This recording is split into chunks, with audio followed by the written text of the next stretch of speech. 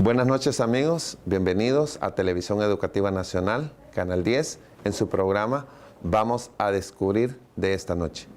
¿Qué les parece si vemos un resumen de todas las actividades que ha desarrollado esta semana la Universidad Pedagógica Nacional Francisco Morazán? Veamos.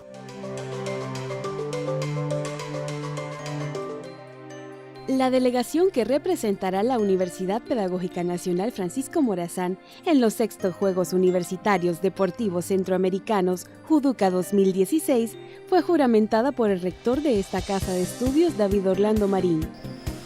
Juráis por vuestro honor respetar y defender los reglamentos establecidos para estos 6º Juegos Universitarios, compitiendo y respetándose mutuamente, para el bien de la sociedad y por el bien de la Universidad Pedagógica, a quienes representan.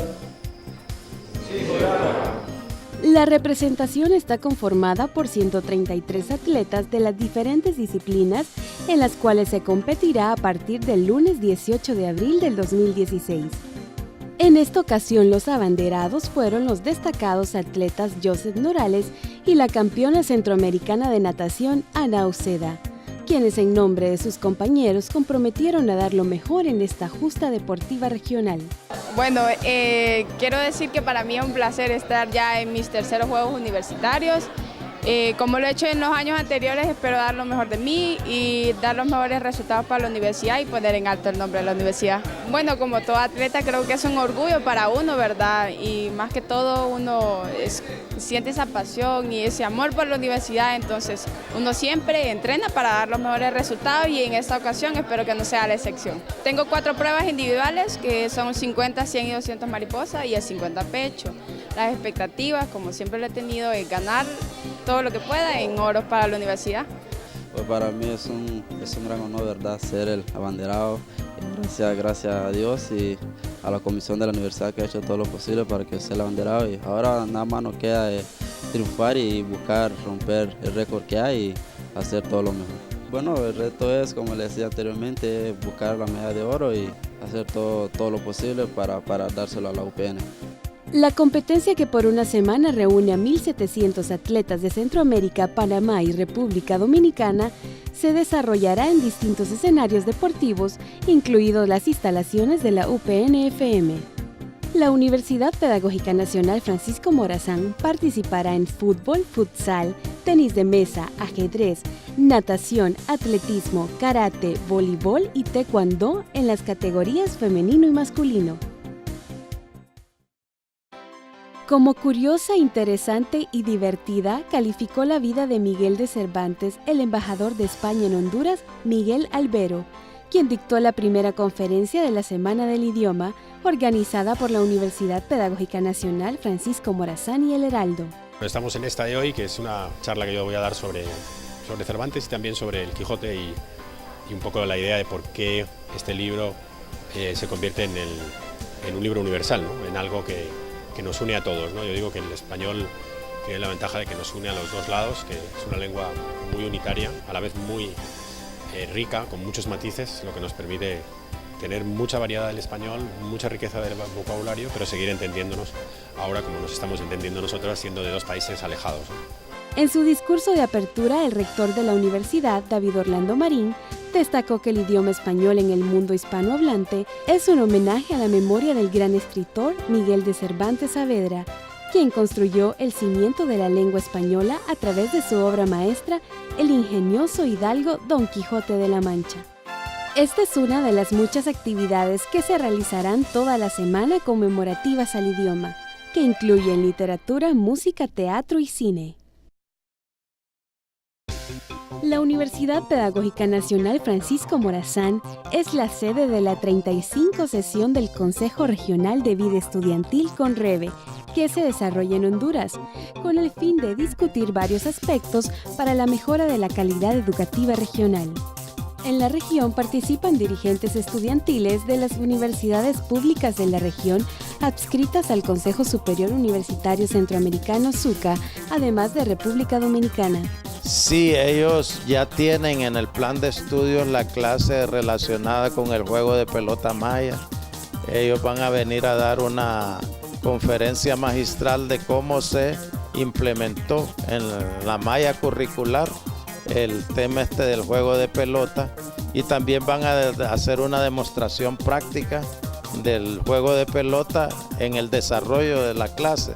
La agenda incluye la presentación de diferentes informes relacionados a los Juegos Deportivos Universitarios Centroamericanos JUDUCA y la propuesta del Premio a la Excelencia Académica Rubén Darío, que tendrá lugar próximamente en República Dominicana.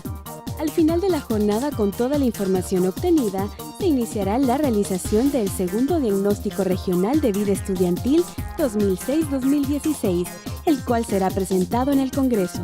Para la Universidad Pedagógica Nacional Francisco Morazán es un privilegio ser sede de tan importante reunión, en el marco de su 60º aniversario como líder en la formación docente de la región.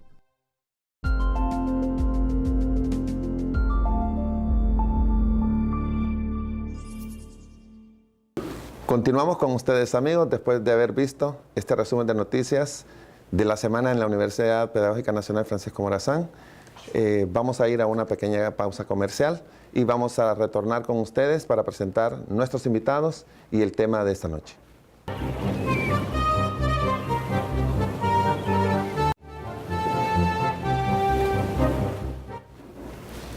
Buenas noches, amigos. Gracias por continuar con nosotros en Noche de Viernes, noche de Vamos a Descubrir. Cumpliendo con nuestra palabra del viernes anterior, tenemos un programa sobre calentamiento global y cambio climático. No se les olvide que este programa es patrocinado por la Universidad Pedagógica Nacional Francisco Morazán. Tengo a mi izquierda al doctor Nabil Caguas. El doctor Nabil Caguas es graduado en hidrometeorología en una universidad italiana, en la Universidad de Trieste, Italia. Doctor, gracias y bienvenido por estar con nosotros. Gracias por la invitación.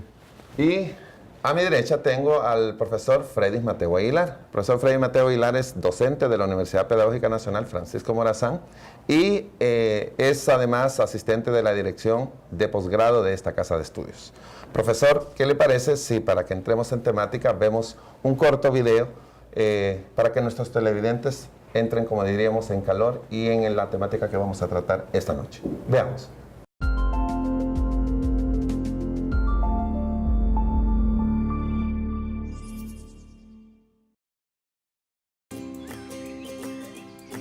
La raza humana es el legado de miles de millones de años en procesos de evolución de la Tierra, un planeta que se destaca desde el espacio por su llamativo color azul y verde, cual mable o canica. Muchos años atrás, nuestro planeta se encontraba sano, cuando nuestros antecesores hacían las cosas de una forma diferente. Por ejemplo, la forma en la que cultivaban, el tipo de transporte. Además, no tenían la tecnología que tenemos ahora, por eso no contaminaban. Eran personas sencillas que cuidaban el planeta. Pero poco a poco todo fue cambiando. Las aldeas se convertían en ciudades, comenzó a haber mucha más gente y estas personas necesitaban cada vez más cosas. Los seres humanos construyeron máquinas, inmensas fábricas y todo lo que necesitaban para cubrir sus necesidades, utilizando combustibles fósiles, lo que conocemos como la revolución industrial. Estas actividades que van en aumento comenzaron a afectar nuestro clima. Todas esas emisiones de gases como el dióxido de carbono, metano, vapor de agua o el óxido de nitrógeno que se liberan en la atmósfera están produciendo lo que se conoce como el efecto invernadero, aumentando la temperatura de nuestras ciudades, océanos y de todo el planeta. Toda esta contaminación que producen los seres humanos, sumada a la incontrolable deforestación, está recalentando el planeta Tierra y lo llamamos calentamiento global. Este proceso produce muchos efectos negativos, como por ejemplo deslizamientos, sequías intensas, lluvias excesivas, grandes inundaciones, huracanes más potentes y el derretimiento de los polos. Estas alteraciones o cambios que se están observando desde hace ya varios años en nuestro clima y que son el resultado de nuestras actividades, es lo que llamamos cambio climático y nos impactará a todos, porque nos puede llegar a faltar el agua. Veremos grandes incendios forestales, los alimentos serán escasos, habrá olas de frío en algunos lugares y olas de calor en otros que afectarán la salud de las personas. A pesar de todo, para enfrentar el cambio climático, Honduras y otros países vulnerables pueden prepararse de dos maneras. Número 1. A través de la mitigación, que consiste en disminuir las emisiones de gases que producen el efecto invernadero. Por ejemplo, plantando árboles, evitando la deforestación o usando energías limpias como la que proviene del sol. Y la número 2, adaptación al cambio climático, para ajustar la forma en la que vivimos a los fenómenos del clima que nos afectan. Por ejemplo, construir nuestras casas más altas para que no se inunden, utilizar sistemas para regar más eficientes o utilizar materiales para que nuestras casas no sean tan calurosas. Entonces, ¿qué podemos hacer desde ahora? Debes ahorrar agua, plantar árboles, utilizar bicicleta o caminar, ahorrar energía eléctrica, cambiar a bombillos de bajo consumo, desconectar la TV y computadora, desconectar los teléfonos celulares cuando no los necesitas, reciclar, proteger las cuencas de agua, no utilizar bolsas plásticas. Si vas al supermercado, lleva tu propia bolsa, utilizar papel reciclado, proteger las plantas y los animales. Antes de tirar la basura, debes colocar por separado las latas de aluminio, las botellas plásticas, envases de vidrio. También puedes compartir con tus amigos o familiares lo que tú sabes para proteger el medio ambiente. Recuerda que todos somos parte de la Tierra. Asimismo, ella es parte de nosotros. Con pequeñas acciones, hacemos grandes diferencias.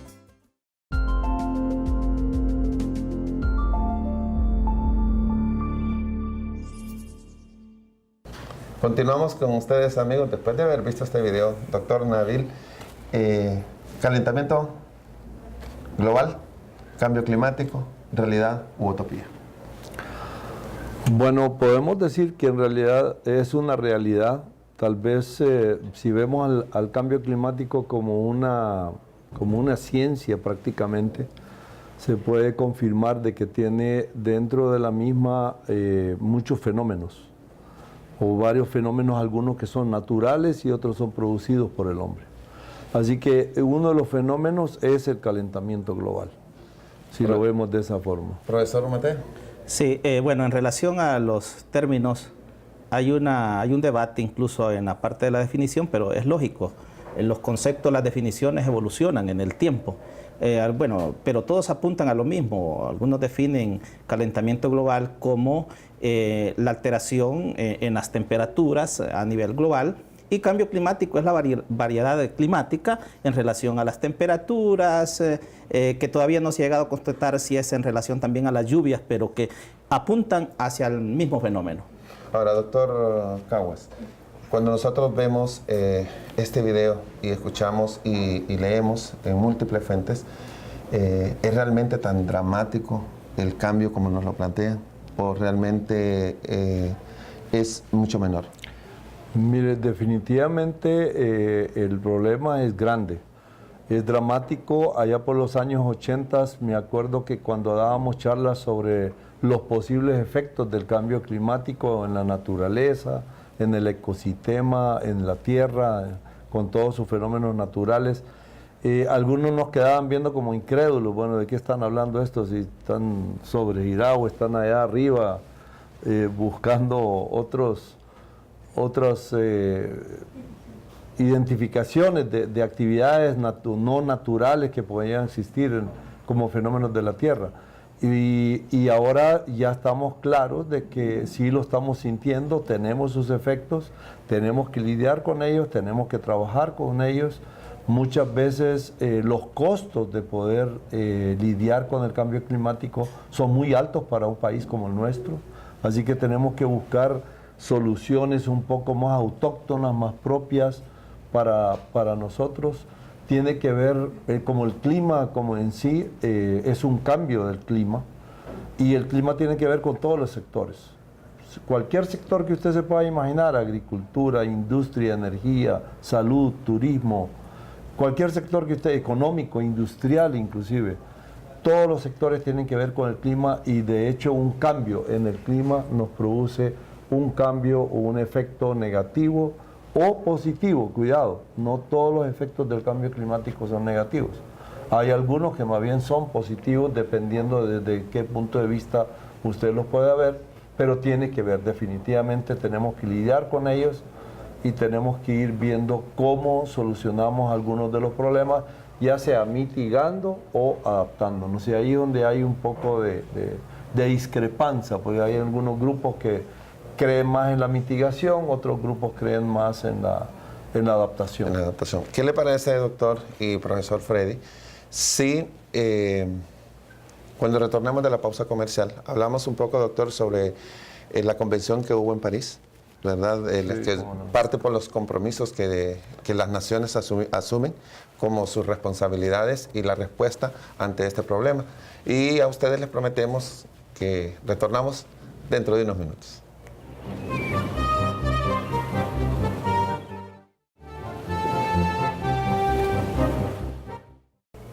Continuamos. Noche de viernes, noche de Vamos a Descubrir, Televisión Educativa Nacional. Recuerden que este programa es auspiciado por la Universidad Pedagógica Nacional Francisco Morazán. Hoy, dos invitados de primer orden, el profesor Freddy Mateo Aguilar, docente de la Universidad Pedagógica Nacional Francisco Morazán, y don Nabil Caguas, docente también de la Universidad Nacional Autónoma de Honduras y actualmente decano de la Facultad de Ciencias. Profesor, estábamos con lo del cambio climático y hablábamos que en el mes de diciembre hubo una convención, una conferencia mundial en París, y yo sé que usted participó como otros sectores de la sociedad hondureña. Quiero que nos cuente un resumen de lo que se trató, de lo que se acordó en dicha cumbre. Sí, en la última cumbre de la Convención del Cambio Climático, que le llaman la COP21, que se desarrolló en París, se logró un acuerdo que durante más de 20 años no se había podido lograr.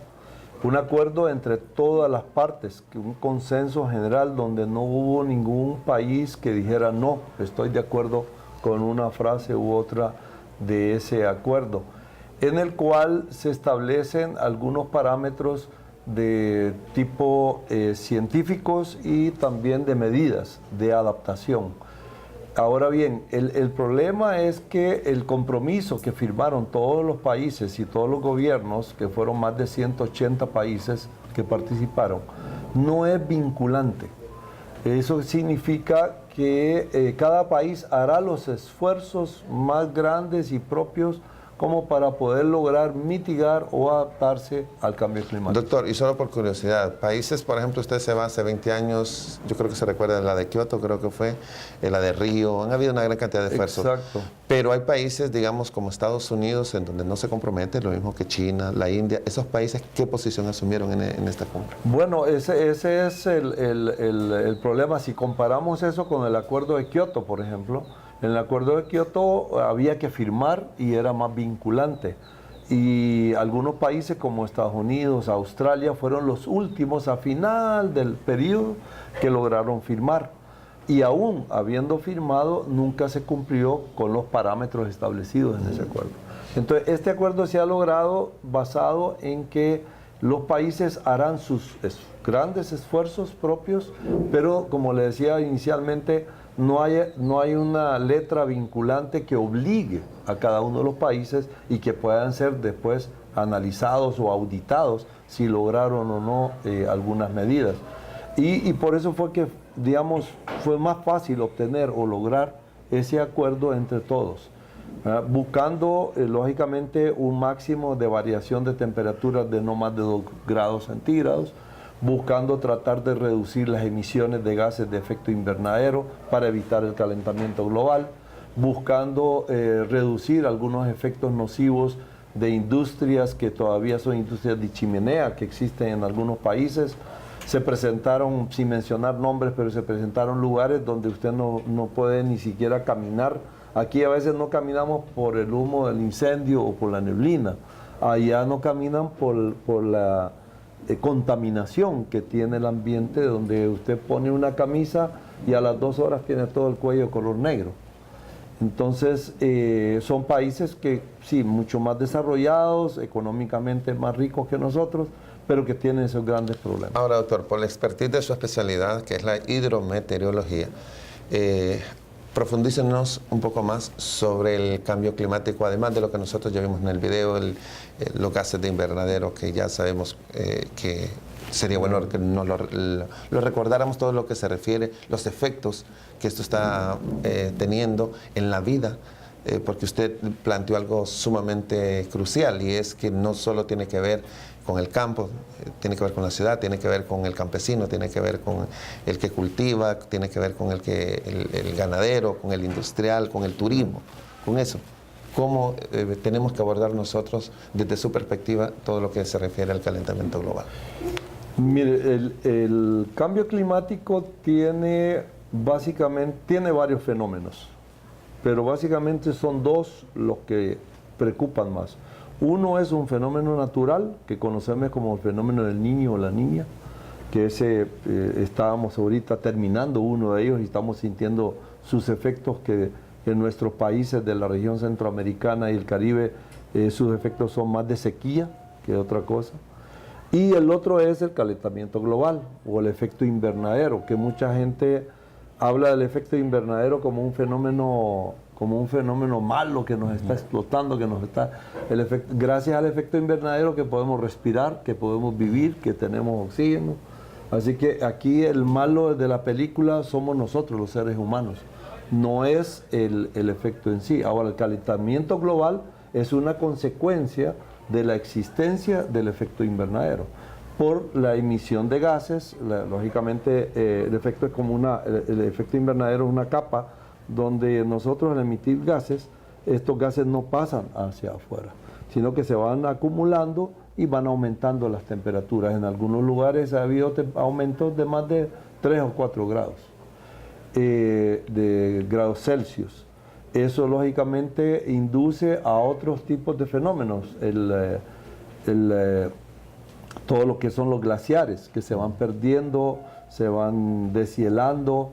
Todas esas aguas se vienen hacia el mar es salado, entonces se pierde porque es agua, agua dulce, que se pierde con el agua salada, y eso lógicamente proviene o trae consigo efectos negativos para muchas de las regiones que están cerca de ahí. O sea, hay países en el norte o en los polos norte y sur, hay que entender que ahí no llueve. Ahí no existe la lluvia. Ahí la lluvia para ellos en invierno es cuando viene el sol, calienta los glaciares y esas aguas bajan por los ríos y ellos utilizan esas aguas para sus quehaceres normales en todos los sectores. Ahora, Freddy, la misma pregunta y comentando sobre lo que el profesor de geografía de la Universidad Pedagógica, cuando se abordan este tipo de ¿qué efectos tiene, lo menciona a nivel global, en el caso a nivel de Honduras? Bueno, a nivel de Honduras ya vemos nosotros de manera real, más que una cuestión de decirlo teóricamente, vemos esto de la sequía. Mire, la sequía yo creo que es más alarmante de lo que nosotros estamos... Usted es de Soledad, por ejemplo, del Paraíso. Por ejemplo, de uno de los municipios que llueve menos en Honduras y que está posicionado en el corredor seco.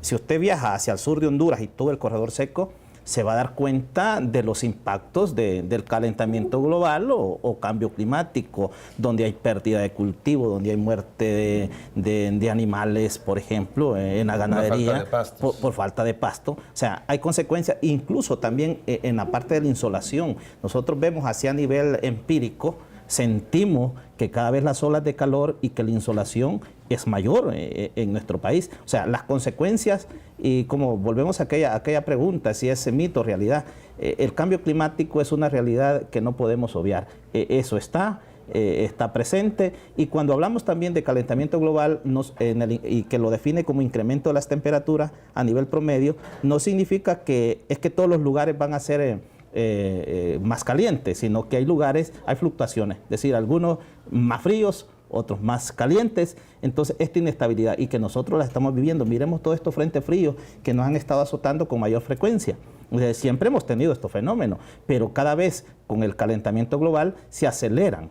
Se están acelerando, como decía el doctor Nabil, por la influencia también del hombre. Es cierto que es un tema de influencia natural, pero otros también dicen que es más de influencia humana. Es más, si hay debate que si este tema del cambio climático es político, qué sé yo, hay grandes debates sobre el tema del calentamiento global. Ahora, doctor, lo que Freddy plantea, nos vamos a un municipio, nos vamos a ir a Soledad del Paraíso o a cualquier otro lugar. ¿Hay registro que nos indique, por ejemplo, evidencia de que el estado del tiempo, el promedio de ellos ha ido cambiando y por ende el clima, ¿verdad?, que resulta del promedio del estado del tiempo, ha cambiado y se ha modificado? Por ejemplo, la gente habla del clima de Tegucigalpa en los años 70 y lo comparan con 30 años después. Y dicen, pero hay registro verdadero que podemos decir, en Tegucigalpa ha variado en 2 grados o en 3 grados la temperatura, en el mes de diciembre este era el promedio y ahora el promedio es este. Definitivamente que sí, y lo que menciona el amigo Freddy, o sea, hay variaciones en la temperatura, hay registros que nos indican, tenemos registros de estaciones desde 1940 y 50 en el país, algunas estaciones que se han venido trabajando en forma diaria, inclusive horaria. Y esos registros nos dan una idea de cómo ha ido variando y no hay ninguna duda que las temperaturas, como muy bien de nuevo lo dice el amigo Freddy, las temperaturas varían, en algunas zonas un poquito más, en otras menos, pero el aumento de la temperatura en todas partes, no solamente en nuestro país, a nivel global, a nivel mundial, es claro. Ahora bien, si lo comparamos con las precipitaciones no han sido el efecto no ha sido tan negativo ni positivo. O sea, lo que se ha demostrado que no ha habido aumento en la magnitud de la precipitación en promedios anuales. Pero sí ha habido fenómenos extremos. Por ejemplo, en vez de que lluevan 900 milímetros al año en Tegucigalpa distribuidos durante 8 meses del año, ahora los 800 milímetros nos llueven en 2 o 3 meses y ahí pasamos 7 o 8 meses sin ninguna gota de agua. Y eso es producto precisamente de... Y ese es un producto del cambio climático. O que en Choluteca o en la zona sur, el corredor seco, normalmente llueve 1500 milímetros. Cuando usted le habla... Es una sabana, como decían. Sí, cuando usted le habla a un amigo del norte o del sur, de los países del norte o del sur, mire, en el corredor seco nuestro llueve 1500 milímetros. ¿Cómo? Si eso no es...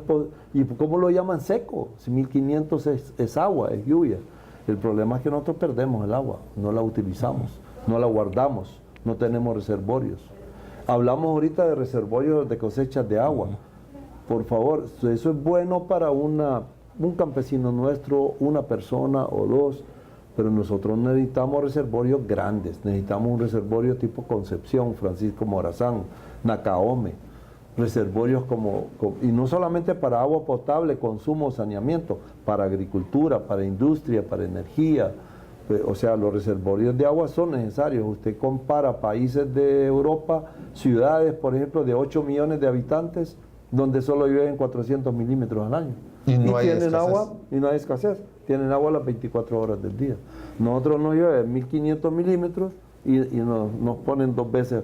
¿Qué es lo que pasa? Perdemos el agua. La dejamos ir, se va contaminada hacia el mar y ahí nos vemos, a ver cuándo podemos resolverlo. Bueno, vamos a hacer una pequeña pausa, pero cuando retornemos vamos a hablar de 2 palabras que salieron de nuestros invitados, que es adaptación o mitigación, porque hay un dilema precisamente en este tipo de temas. Y en eso, entonces, ambos colegas son expertos también en esa área. Vamos a ir a este pequeño corte y luego retornamos en su programa Vamos a Descubrir.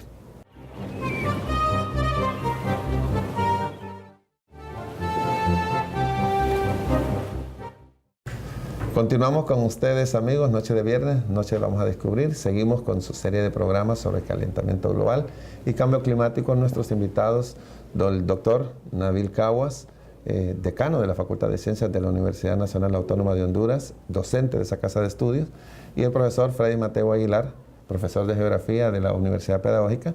Y ahora vamos con el profesor Freddy. Profesor Freddy, el doctor Nabil planteó un dilema, que es la mitigación o la adaptación. ¿Qué hace o qué ha hecho, qué está haciendo el sistema superior, en este caso la Universidad Pedagógica, referido a la adaptación o a medidas de mitigación desde las aulas de clases? Cuéntanos. Qué bien, bueno, usted bien decía sobre la diferencia también conceptual entre lo que es mitigación. La mitigación son las medidas que van encaminadas a reducir lo que son los impactos en este sentido del cambio climático. Pero esta mitigación está más orientada a la reducción de la emisión de gases de dióxido de carbono, es decir, está orientado esencialmente así. ¿Cómo podemos nosotros? Y esto solo lo podemos hacer a través de la educación. Y aquí la educación superior y todos los procesos educativos juegan un papel muy importante para poder mitigar estos impactos. En relación a la adaptación no es un concepto que implica asumir una actitud sumisa, adaptémonos ante esta realidad, sino más bien tomar medidas, tomar políticas, estrategias que nos permitan sobrevivir ante la adversidad, ante esta adversidad que no podemos cambiar. Entonces, en relación, por ejemplo, ¿cómo nos podemos adaptar en relación a los cultivos? Bueno, porque un grado de temperatura en el ambiente o en la naturaleza posiblemente es insignificante, pero en relación a la vida humana, en relación a los seres humanos, eso es un impacto enorme. Entonces, bueno, si hay cultivos que con un incremento de temperatura ya no se pueden dar, entonces el Estado debería estar planificando, y de la parte educativa también debe cumplir un rol planificando qué nuevas estrategias debemos de buscar en relación a la agricultura, en relación a salud, en relación a los bosques. Imagínense nosotros en este momento con la catástrofe ambiental de la destrucción del pino. Ver entre las especies de pino que se están destruyendo en este momento, que dura 50 años, debemos de esperar una generación de 50 años para volverlos a ver. Pero también el paisaje se puede transformar y hay que buscar nuevas especies de vegetación. Tenemos que adelantarnos en cuanto a la planificación de obras de infraestructura, porque si hay mayores inundaciones o hay sequía, entonces tenemos que planificar. Entonces, la labor educativa es fundamental y sobre todo debemos de generar una cultura de prevención. La prevención es fundamental y la educación nos conlleva a eso. Ahora, pero desde las aulas de clases y las universidades, y aquí tenemos también al decano de la Facultad de Ciencias, ¿qué se hace desde la academia? Porque son 200.000 estudiantes, por ejemplo, universitarios, los que atienden las 20 universidades. Entonces, los 90.000 estudiantes que atiende la Universidad Nacional Autónoma de Honduras, ¿qué van a recibir sobre esta temática? Porque estos temas muchas veces no son abordados en el nivel básico ni medio. ¿Qué se hace desde la Universidad Nacional Autónoma en las aulas de clases? Bien, podemos decir que en los últimos 20 años, con la preocupación que se ha tenido y el hecho de aceptar de que el cambio climático existe y hay que convivir con él y con todos sus fenómenos, las universidades se han ido preocupando por desarrollar varias acciones. Yo diría universidades y gobierno también al mismo tiempo. Entonces, una de ellas, por ejemplo, es una política ambiental, una política de riesgo, una política nacional en el tema de cambio climático. Es necesaria como para poder tirar los lineamientos, los principios básicos hacia dónde debemos de dirigirnos.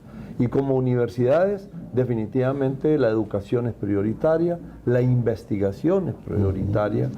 En el caso de la Universidad Nacional Autónoma de Honduras, hemos desarrollado ya bastantes actividades y proyectos de investigación en el tema de cambio climático. Hemos desarrollado escenarios a corto, mediano y largo plazo, de qué es lo que va a suceder, como muy bien nos estaban diciendo acá. Si ahora el pino tiene un gorgojo, tenemos que buscar una especie de pino o otro tipo de plantación como para que lo pueda sustituir. Esa es una manera de adaptarse. El agricultor nuestro que antes sembraba caña y ahora resulta que aumenta la temperatura y ya la caña no tiene una productividad como espera él, como para que sea rentable, entonces tendrá que cambiar de producto. Si antes sembraba papa, ahora maíz, si no es maíz es frijol. Y eso tiene que ser a través de la educación, a través de la capacitación, porque nuestro campesino está dedicado, toda la vida ha sembrado maíz y quiere seguir sembrando maíz.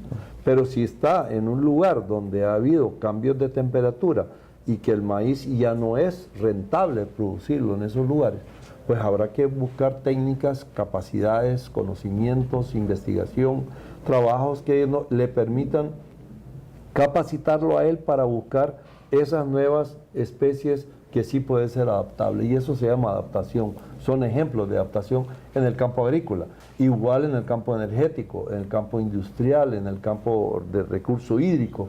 Por ejemplo, el agua es vida.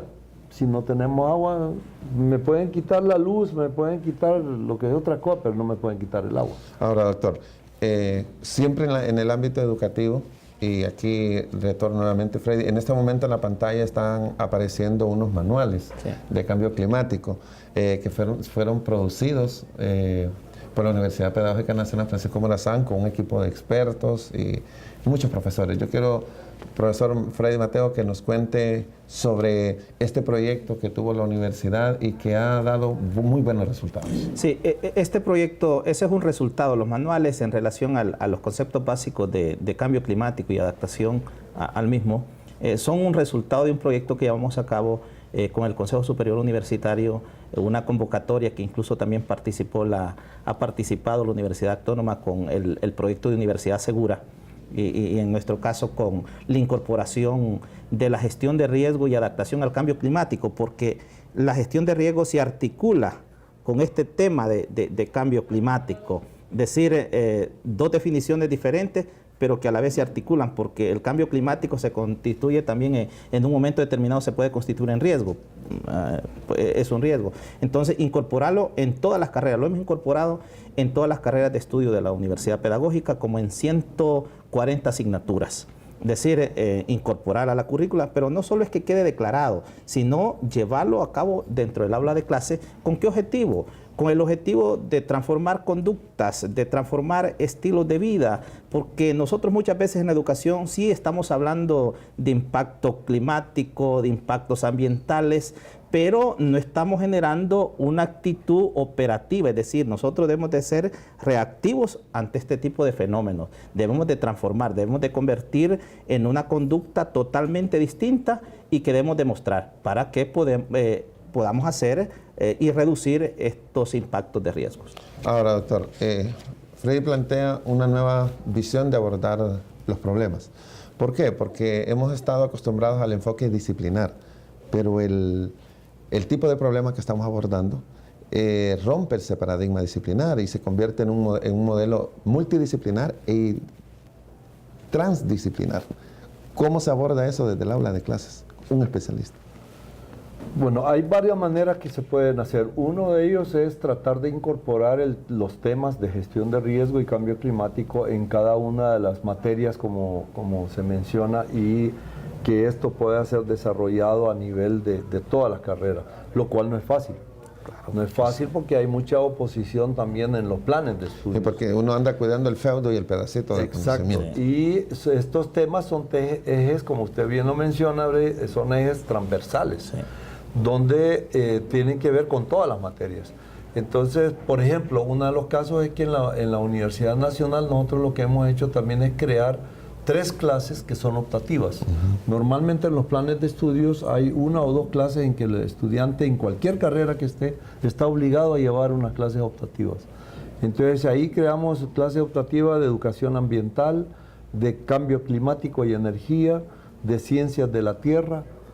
Son 3 cursos que se dan a nivel de primero y segundo año de cualquiera de las carreras, y parece mentira, pero creíamos que íbamos a tener poca demanda, y ahora hemos llegado a algunos periodos hasta 50 y 60 secciones que tenemos que abrir. Estamos hablando de más de 3.000, 4.000 estudiantes. Ahora, pero eso plantea otro reto, doctor, y es la flexibilidad curricular que debe de haber, porque a veces usted sabe que los currículums son demasiado cuadrados.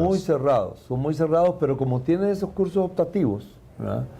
Y como está de moda el tema, entonces el estudiante normalmente busca ese curso optativo para incluirlo en su plan. Inclusive estudiantes de Derecho, de Economía, que uno diría, bueno, no tienen mucha relación con el ambiente, pero llevan los temas porque les interesa conocer. Y en el tema, por ejemplo, de Ciencias de la Tierra, usted ve ahí desde cambio climático, ve todo lo que es meteorología, hidrología, sismología, vulcanología, inclusive temas que normalmente no están en la currícula.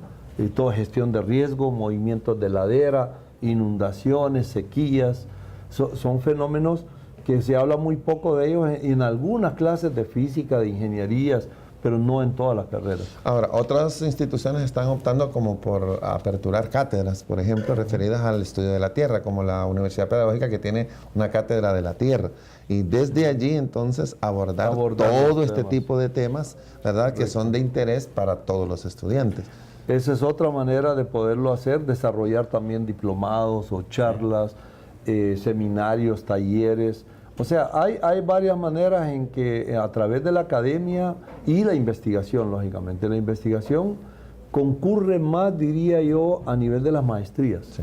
En los programas de las maestrías, como normalmente son maestrías giradas hacia temas específicos, ahí tal vez es más fácil de encontrar un estudiante que le interesa el tema y querer desarrollar una investigación. Vamos a continuar, amigos. Retornamos, ya estamos al cierre, el tiempo es nuestro peor adversario, pero cuando retornemos vamos a seguir a ver las conclusiones sobre este tema, sobre la participación del doctor Caguas hoy y del profesor Freddy Mateo. Si es que no nos cambie, ya retornamos en su programa, vamos a descubrir.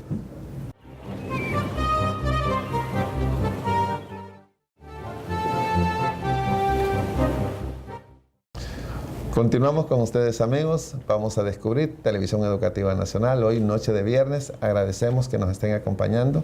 Tenemos al doctor Caguas, experto en hidrometeorología, y al profesor Freddy Mateo Aguilar, también profesor de Geografía de la Universidad Pedagógica. Profesor Freddy Mateo Aguilar, para ir cerrando, ¿qué podríamos hacer nosotros? Ya la tenemos, hay una política definida en la UPN de gestión de riesgo.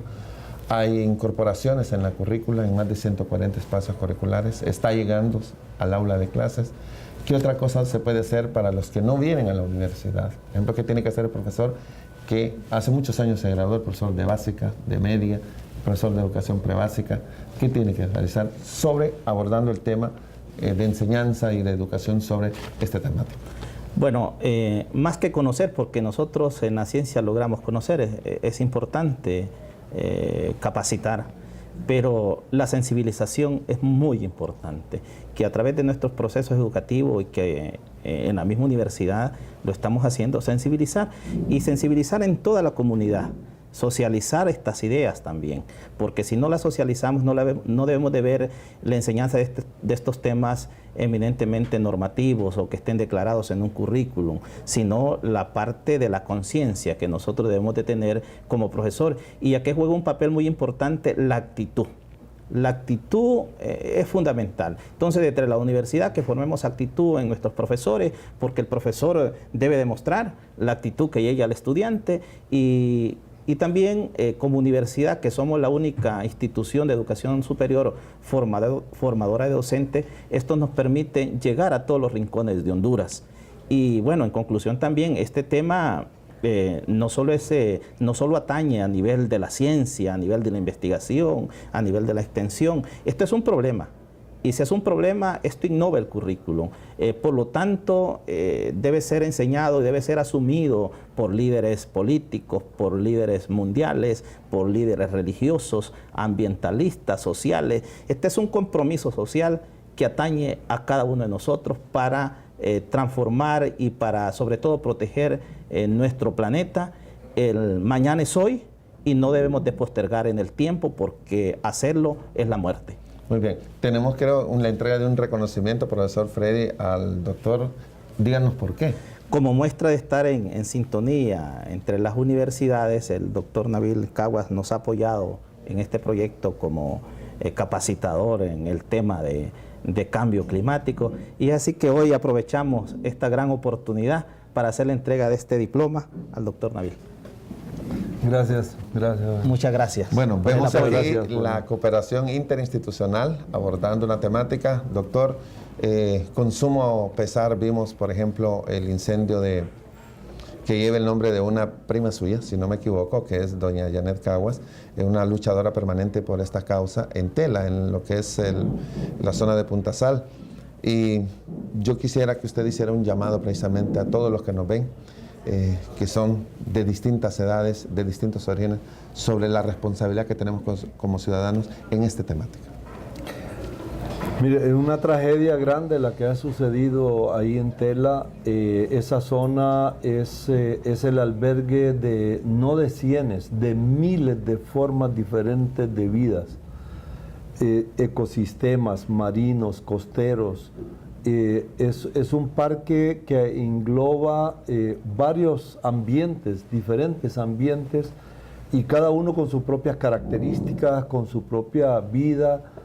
Y lo que se ha sucedido ahí definitivamente es una pérdida irreparable. No hay una manera de cuantificar lo que ha sucedido, de la pérdida que se ha presentado ahí. ¿Cómo podemos atacar eso? Yo creo que hay que declararle la guerra con la educación, que es lo que nosotros tenemos como docentes, como profesores, es educar a nuestra gente, es capacitarla, es no perder en cualquier momento que podamos hablar sobre el tema de cuidar el ambiente. Y cuidar el ambiente no significa faltarle al desarrollo de un país, ¿va?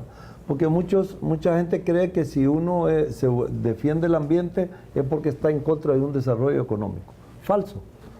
Ahorita en estos momentos, y no hay que buscarle el descubrir el arroz con leche.